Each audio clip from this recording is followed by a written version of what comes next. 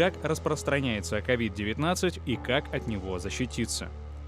COVID-19 – инфекционное заболевание, вызванное недавно открытым коронавирусом, впервые поражающим человека. Заболевание может передаваться от человека к человеку через мелкие капли, выделяемые из носа или рта больного COVID-19 при кашле или чихании. Капли могут попасть в рот и нос человека, находящегося вблизи. Эти капли слишком тяжелы, чтобы переноситься на большие расстояния. Они отлетают примерно на 1 метр и быстро оседают на поверхности. Поэтому от человека к человеку вирус передается в основном при близком контакте. Длительность выживания вируса на поверхностях пока точно не установлена. Поэтому следует часто обрабатывать поверхности, особенно если они находятся вблизи людей, зараженных COVID-19. Руки касаются многих поверхностей, и на них может попасть вирус. Не трогайте глаза, нос и рот. Руки могут перенести вирусные частицы с зараженных поверхностей в ваш организм.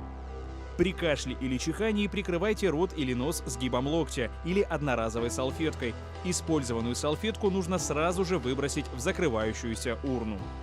Чтобы предотвратить распространение коронавируса, регулярно обрабатывайте руки спиртосодержащим средством или мойте их с мылом. Это убьет вирус, если он попал на ваши руки.